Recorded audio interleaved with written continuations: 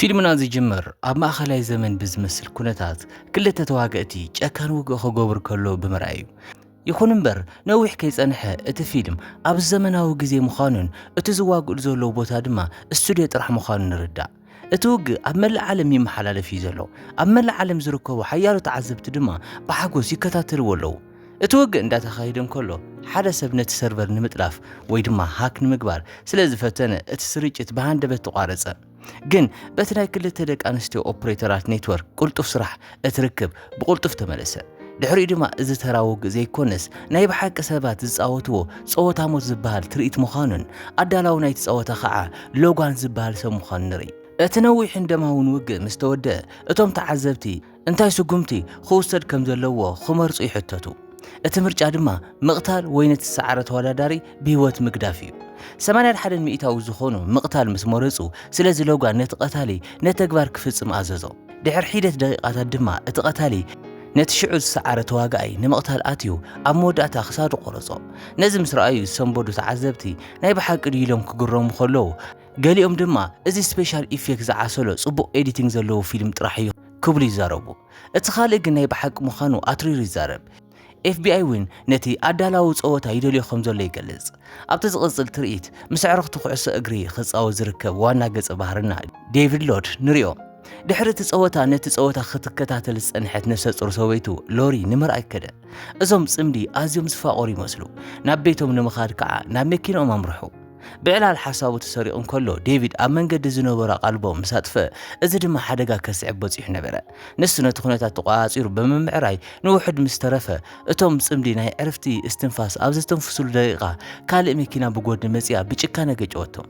እታ መኪና ተገምጢላ ኾላ ከቢድ ምልዋጥ ተኽሲ ይጅመር። ዴቪድ ድሕሪ ገለ ግዜ ምስ ተበራበረን ሰበይቱ ምስ ረኣያን ሞይታ ከም ዘላ ፈሊጡ ብሓዘን ተሰበረ። ድሕሪ ስርዓተ ቀብሪ ዴቪድ ግን ኣብ ሓዘን ይነብር ነበረ። ሰበይቱ ምስኣኑ ክቕበሎ ይከኣለን። ኣብ ርእሱ ብጥይት ተኩሱ ህይወቱ ከጥፍእ እኳ እንተፈተነ ኣብታ ናይ መወዳእታ ደቂቓ ግን ነቲ ቃታ ክስሕበሉ ባይጨከነን። ድሕሪ 2 ወርሒ ዴቪድ ኣብ ሜክሲኮ ኣብ ዝርከብ ቤት መስተ ሰኺሩ ንሪኦ። ኣብኡ ድማ ኣብ ቦርስኡ ዘሎ ልዑል ክምችት ገንዘብ እንዳረኣየ ኣብ ጠረጴዛ ነቲ ገንዘብ ይቐምጦ። ቀፂሉ ናብ ሸቓ ከደ። ድሕርዚ እቲ ኣሰላፍ ናይቲ ቤት መስተ ንሓደ ገጅፍ ሰብኣይ ንዴቪድ ክስዕቦን ክዘርፎን ሓተቶ። ይኹን እምበር እቲ ሰብኣይ ምስ ቀረበ ዴቪድ ብእግሩ ደው ምባል እኳ እንዳኣበየ እንከሎ ርእሱ ብቐሊሉ ተኸላኺሉ ነቲ ሰብኣይ ኣውደቖ። እዚ ከዓ ነታ ብቐረባ ክትከታተሎ ዝጸንሐት ሚላ ዝተባሃለት ምሽጥራዊ ሰበይቲ ሓዊሱ ኣብቲ ቤት መስተ ንዝነበሩ ኩሎም የገርሞም። ድሕሪ ሚላ ንዴቪድ ቀሪባ ሽጋራ ክትዕድሞ ኸላ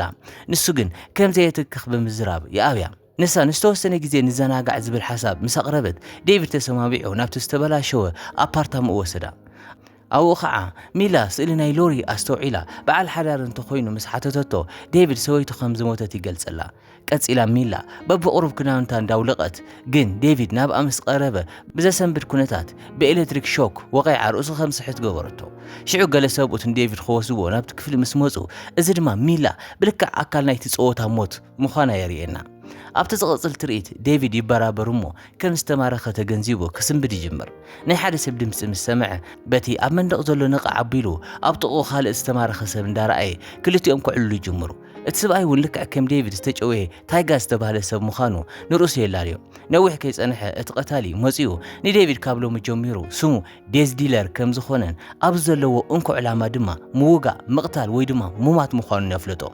ዴቪድ መን ምዃኑን እንታይ ከም ዝደልን ምስ ሓተተቶ ግን እቲ ቀታሊ ዕሸሽ ኢልዎ ዋላ ሓንቲ ከይመለሰሉ ይወፅእ። ዴቪድ ፍርሒ እንዳተሰምዖ ንሓገዝ ምስ ጨደረ እዚ ከዓ ሓያሎ ሰብኡት ኣትዮም እፀፋርስ ክወግእዎ ገበረ።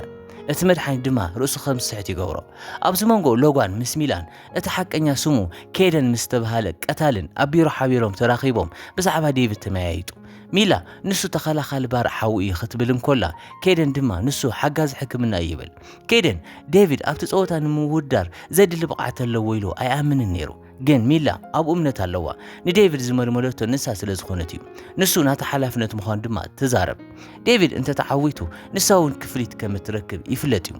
ድሕሪ ሚላ ናብቲ ዴቪድ ተኣሲሩሉ ዝነበረ ቦታ ምኻዳ ንሱ ምስ ታይጋ ክዕልል ሰማዕቶ። እቲ ሰብኣይ ንህሙማት ከም ዝተወለደ ክዛረብ እንከሎ ዴቪድ ግን ከም ዝኣመሰለ ነገራት ከይዛረብ ይሓቶ። ቀፂሉ ታይጋ ሰበይቱ ክሳዕ ክንደይ ብርክቲ ሰብ ከም ዝነበረት ኣካፈሎ እቶም ኣዳለውቲ ንዕኡ ናብዚ ቦታ ንምስሓብ ኢሎም ንዓ ከም ዝጨወይዎ ከዓ ይፍልጥ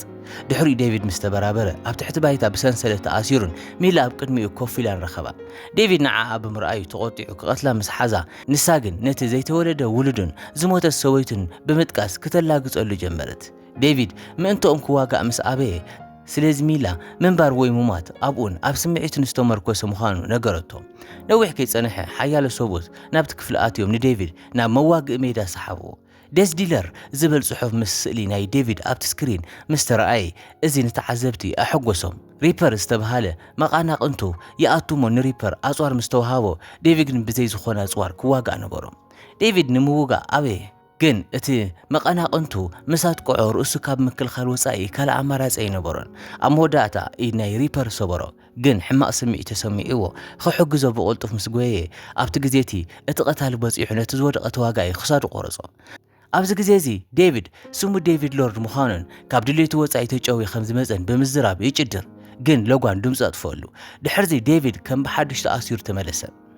ድሕሪኡ ኪደን ንዴቪድ ክቆትሎ ምስ መፀ ለጓን ግን ተወሳኺ መክሰብ ንምርካብ ነቲ ሓድሽ ሰብ ብዝያዳ ክጥቀምሉ ስለ ዝደለየ ከልከሎ እዚ ንኪደን እኳን ተቆጥዖ ግን ትእዛዝ ሓለቑ ካብ ምእዛዝ ወፃኢ ካልእ ኣማራፂ ይነበሮን ቀፂሉ ለጓን ንዴቪድ ናብ ቢሮ ወሲዱ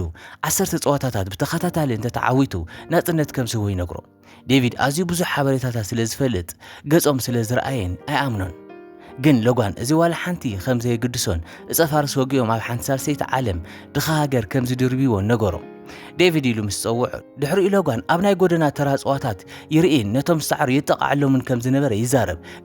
ግን ለጓን እቲ ተራ ውቅዒት ጥራሕ ብምርኣይ ከም ዘይዕግቦን ሞትን ምፍሳስ ደምን ክርኢ ይደሊ ከም ዝነበረን ተዛረበ በዚ ምክንያት ከዓ ነዚ ፀወታ ዝጀሚረ ኢሉ ድማ ኣረድኦም ዴቪድ ውን ምውጋእ ዝፈቱ ግን ድማ ሙማት ዘይደሊ ሰብ ምዃኑ ከም ዝፈልጥ ገሊጹ ነቲ ቀዳማይ ድሮ ስለ ዝሰዓሮ ተወሳኺ 9 ፀዋታታት ክስዕር ሓተቶ ዴቪድ ግን ምስ ኣበየ ለጓን ሰበይቲ ታይጋ ተጨውያ ዘላቶ ቪድዮ እንዳርአየ ንሱ እንተዘይተሓባቢሩ ከም ዝቐትላ የፈራርሖ ነስዒቡ ዴቪድ ኣብ ካልእ ውግእ ክሳተፍ ተገደደ ኣቡ ድማ ዋይስ ኣማራ ዝተባሃለ መቃናቅንቱ ጻዕዳ ናይ ኒንጃ ዝመስል ክዳን ተኸዲኑ መጸ ዴቪድ ውን ብዘይ ምቁራጽ ናይታ ሰበይቲ ታይጋ ዘላቶ ቪድዮ እንዳርአየ እቶም ክልተ ሰባት ክዋግኡ ጅምሩ ነቲ መቃናቅንቱ ኣብ ውሽጢ 3 ደቂቓ እንተዘይቀቲልዎ እታ ሰበይቲ ከም እትቐትል ነጊርዎ እዩ ኣብ መወዳእታ ዴቪድ ነቲ ጭምብል ቅድሚ ምቕንጣጡ ነቲ ሰብኣይ ብምህራም ተዓወተሉ ኣብ ትሕቲ እቲ ጭምብል ዘሎ ነቲ ጭምብል ምስ ገለጾ ታይጋ ኮይኑ ይረኽቦ ቀፂሉ ታይጋ ምስ ዴቪድ ብምውግኡ ይቅርታ እንዳሓተተ ንሰበይቱ ክቐትልዋ ስለ ዘፈራርሕዎ ከምዚ ንምግባር ከም ዝተገደደ ይዛረብ ልክዕ ኣብቲ ግዜቲ ናይ 3 ደቂቕ ደረት ምስ ኣብቅዐ ሰበይቲ ታይጋ ኣብቲ ስክሪን ምስ ተቐተለት እዚ ድማ ንዴቪድ ብሓዘን ከም ዝስበር ይገብሮ ኣብቲ ደቂቓቲ እቲ ቀታሊ ይመጽሞ ዴቪድ ነቲ ዝቆሰለ ፈታዊኡ ታይጋ ንክቆትሎ ይእዘዝ ዴቪድ እንዳተደናገረን ከሎ ታይጋ ግን ክቕጽል ምልክት ምስ ሃቦ ዴቪድ ኣብ መወዳእታ ነቲ ፈታዊኡ ዝኾነ ታይጋ ኣብቲ ሜዳ ይቀትሎ ነቶም ተዓዘብቲ ድማ ብሓጎስ ምላሽ ይህብ በዚ ከዓ ዴቪድ ምስ ለጓን እንዳተዘራረበ ኣብቶም ዝቕጽሉ ግጥማት ተወሳኺ 8 ሰባት ናይ ምቕታል ሓሳቡ ከም ዝቕበል ግን ነቲ ናይ መወዳእታ ውግእ መቃናቅንቱ እቲ ቀታሊ ከይደን ክኸውን ከም ዝደሊ ምስ ገለጸ ለጓን ውን ዴቪድ ክሳዕ ክንዱ ኣብቲ ግጥም ይጸንሕ ኢሉ ስለ ዘይሓሰበ ነቲ ቡዶ ተቐበሎ ድሒራ ሚላ ንዴቪድ ቁስሉ ናብ እትፍውሰሉ ፍሉይ ክፍሊ ከም ዝጓዓዝ ገበረት ኣብተን ዝቕጽላ መዓልታት ዴቪድ ብዝበለጸ ኣብ ውግኣት ምስታፍ ይቐጽልን ነፍሲ ወከፎም ብዝገርም መንገዲ እንዳተዓወተን እዚ ከዓ ልዑል ደገፍቲ ክስሕብ ገበሮ ለጓን በቲ ደረጃ ኣዝዩ ክሕጎስ እንከሎ ከይደን ድማ ቀፂሉ ንዝመጽ ነገር ፈጺሞ ይተሓጎስን ሚላ ድሕሪ ነፍሲ ወከፍ ውግእ ቁስሊ ዴቪድ እንዳተኸናኸነትሉ ኣብዚ ግዜ እዚ ንሱ ንዓዓ ዘለዋ ረኣያ ክልስልስ ይጅምር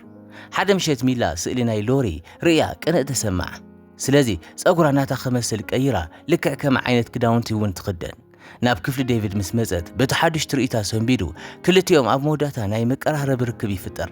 ድሕሪ ሒደት መዓልታት ዴቪድ ኣብ መወዳእታ ብድምር 8 ውግኣት ምዕዋት ተሳኺዕሉ ሕጂ ምስ ኬደን ቅድሚ ምግጣሙ ሓደ ውግእ ጥራሕ ይተርፎ ነበረ እዚ ንኬደን ክፈርሕ ስለ ዝገበሮ ስለዚ ብሩቱስ ዝተባሃለ ሓደገኛ ቀታሊ ነፍሲ ካብ ቤት ማእሰርቲ ከምልጥ ብምሕጋዝ ምስ ዴቪድ ክዋጋእ መልመሎ ለጓን ብዛዕባ እዚ ምስ ፈለጠ FBI ድሮ ይደልይዎም ስለ ዘለውን ከምዚ ዓይነት ነገር ምግባር ነቲ ኩነታት ዘበኣስ ከም ዝኾነ ብምሕሳብ ምስ ተቆጥዐ ግን ከይደን ብሩቱስ ነቲ ደረጃ ልዑል ከም ዝገብሮ እንዳተኻትዐ ስለዚ እውን ለጓን ንከይደን ንዴቪድ ፈሪሑ ከይእኸይሉ ይኸሶ ናብቲ ውግእ ቅድሚ ምኻዱ ዴቪድ ምስ ሚላ ተዘራረበ ሳም ሎርድ ዝበሃል ሓው ከም ዘለዎን ሕጂ ግን ከም ዘይዘራረቡን ንሱ ሰበይቱ ምስ ሞተት ካብ ኩሉ ሰብ ከም ዝረሓቐ ኣብርህላ ንሓው ከዘራርቦ ስለ ዝደሊ ድማ ዴቪድ ቁፅሪ ስልኪ ናይ ሳም ሂብዋ መልእኽቲ ከተመሓላልፈሉ ሓተታ ነስዒቡ ከዓ ካብ መላእ ዓለም ዝመፁ ሰባት ነቲ ውግእ ብሃንቀውታ እንዳተፀበዩ ከለዉ ዴቪድ ምስ ብሩቱስ ክዋጋእ ናብቲ ሜዳ ኣተወ ክልቲኦም ነዊሕን ጨካንን ውግእ እንዳገበሩ ብሩቱስ ገዚፍን ኣዝዩ ሓያል ኣራዊትን እኳ እንተኾነ ዴቪድ ግን ኣብ መወዳእታ ላዕለዋይ ኢድ ረኺቡ ክሳዱ ቆረፆ ቀፂሉ እውን ርእሲ ናይቲ ሰብኣይ ሒዙ ኢዱ ንላዕሊ ኣልዒሉ ሓደ ውግእ ጥራሕ ከም ዝተረፈ ምስ ገለፀ እዚ ንሎጓን ብዕምቆት ከስግኦ ንርኢ ኣብዚ መንጎ ሚላ ናብ ቁፅሪ ስልኪ ሳም ደው ኢላ ሓው ዴቪድ መልእኽቲ ከመሓላልፍ ከም ዝደሊ ብምባል ተዘራርቦ ግን ሳም ብዴቪድ ዝተቆጥዕ ስለ ዝመስል ነታ ስልኪ ቅድሚ ምዕፃው ሓው ነዊሕ ግዜ ከም ዝገበረን ከም ዝሞተን ይዛረብ ኣብ ካልእ ቦታ ሎጓንን ጉጅልኡን ብጎዶ ብነፃ ክለቅዎ ስለ ዘይኽእሉ ኣብቲ ዝቐፅል ውግእ ንዴቪድ ብኸመይ ከም ዝቐትልዎ ይውጥኑ ነበሩ ሎጓን ብዛዕባ እዚ ጉዳይ ንምምያጥ ምስ ሓደ ዶክተር ክመኻኸር እንከሎ ነዚ ብሕዎ ሚላ ትሰምዕ እሞ እንታይ ይፍጠር ከም ዘሎ ትርዳእ ቅድሚት ናይ መወዳእታ ውግእ ንዴቪድ ጽቡቕ ዕድል ክምነየሉ ዝደሊ ሎጓን ቀረቦ ግን ዴቪድ እንታይ ይፍጠር ከም ዘሎ ኣቐዲሙ ስለ ዝፈለጠ ብኸመይ ክቐትልዎ ከም ዝውጥኑ ዘሎ ሓተቶም ቀፂሉ ሎጓን መርፍእ ኣርእይዎ እዚ ከም ዘይቐትሎ ግን ብርግፅ ፍጥነቱ ከም ዝንክዮ ክዋጋእ ከም ዘይኽእል ዝገብሮን ይነግሮም ብተወሳኺ ንዴቪድ ካልእ ኣማራፂ ብምቕራብ ነቲ ስምዕ ክርስዖን ኣብ ውሽጢ እቲ ፀወታ ሞት ጸኒሑ ሌጀንድ ወይ ድማ ጅግና ክኸውን ሓተቶም ዴቪድ ግን ኣይፋል ብምባል ብዘይ ዝኾነ ምጥርጣር ነቲ መርፍእ ወሲዱ ድሒሩ ዴቪድ ናብቲ ሜዳ ኣትዩ ድሕሪኡ ኣብ መንጎ ኬደንን ዴቪድን ብሃንቀውታ ዝፅበ ዝነበረ ውግእ ተዓዘብቲ እንዳተኸታተልዎ ንርኢ ዴቪድ ነታ ቀዳመይቲ ቦክሲ ምስ ዕረፈሉ ሰበይቱ ዝሞተትላ መዓልቲ እንዳዘከረ ኣብዚ ልክዕ እንታይ ከም ዝተፈጠረ ንርዳእ ንሱ ተራ ሓደጋ ጥራሕ ከም ዘይነበረን እታ መኪና ምስ ተገጨወት ገለ ዕጡቓት ሰባት ተቐልቂሎም ኣብ ልዕሊቶም ፍቑራት ክተኩሶ ከም ዝጀመሩን ይፍለጥ ዴቪድ ግን መኪቱ ሰጊግዎም ነይሩ ድሕሪኡ ሰበይቱ ምስ ረኣየ እሟታ ፈሊጡ ብሓዘን ተሰበረ ድሕሪኡ ካልእ ዘድንቕ ታሪክ ይግለጽ ዴቪድ ሓጋዚ ሕክምና ወይ ተኸላኻሊ ባርዕ ሓዊ ዘይኮነስ ኣብቲ ፀወታ ሞት ሸሊኹ ከኣቱ ዝተመደበ ወኪል FBI ነይሩ ሓቀኛ ስሙ ድማ ዴቪድ ሎርድ ይበሃል ሳም እውን ሓዊ ዘይኮነስ ናይ ላዕሊ ሓለቑ እዩ ንሱ ሚላ ቀዲማ ምስ ደወለትሉ ናይ ዴቪድ መርከቢ ቦታ ከም ዝበፅሖ ገይርዎ ነበረ በዚ ከዓ FBI ሕጂ ናይቲ ፀወታ ሞት መርከቢ ቦታ ስለ ዝረኸበ ነቶም ገበነኛታት ንምእሳር ናብኡ የመርሕ ኣሎ ኣብዚ መንጎ ኣብቲ ሜዳ ዴቪድን ኬደንን ኣብ ብርቱዕ ውግእ ተጸሚዶም እንዳተረኣዩ ዴቪድ ኣብ መጀመርታ ድኹምን ሓጋዝ ዘይብሉን እኳ እንተመሰለ ኣብ መወዳእታ ግን ላዕለዋይ ኢድ ምርካብ ጀሚሩ እዩ ኬደን ድማ ሓደ ነገር ኣዝዩ ከም ዝተበላሸወ ተገንዘበ ንሱ ብልክዕ መን ምዃኑ ንምፍላጥ ምስ ሓተተ ዴቪድ ግን ንሱ ዴዝዲር ምዃኑ ተዛሪቡ ክሳድ ናይቲ ቀታሊ ብጭካነ ብምስባር ቀተሎ ሎጋን እዚ ብኸመይ ክኸውን ይኽእል ብምባል እንዳተገረመ እሰንበደ ክኸውን ከሎ ንድሓር ተመሊሱ ኣብ ዘርእየና ትርኢት ነቲ ናይ ሎጋን ዕፀ ፋርስ ብምሽጥር بتراماي زغيرته ميلا خمز نبرت يقلص تخونتات بزباسه ንምግዳድ ሎጓን ወኪላት FBI ይቀርቡ ከምዘለው በካሜራ ምስራኤ ስለዚ ገንዘቡ ብሙሉ አኪቡ ንምምላጥ ይጎይ እቶም ወኪላት ነቲ ማእኸል ቁጽር እንዳጽረዩ ንሚላን ከምኡ ነቶም ዝተረፉ ሰራሕተኛታትን አሰረዎም ድሕሪኡ ዴቪድ ንሎጓን ረኺቡ ኣብ ሓደ ሕቦ ክፍሊ ኢዱ ምስ ሓዞ ኣብዚ ግዜ እዚ ሎጓን ኣብ ዓለም ዘሎ ሃፍት ኩሉ ክቦ ቃል እንዳኣተ ምንቲ ህይወት ይልምን ነበረ ዴቪድ ببحتي نزي أبيو جن قتال زخون موقعته خورد مسدله قال مكوننات نابت خفلياته إذا عن ديفيد كابت قتال قطعوه كم زملس جوره زريو مستعذب دما لوغان حج خمس ملته يجنزب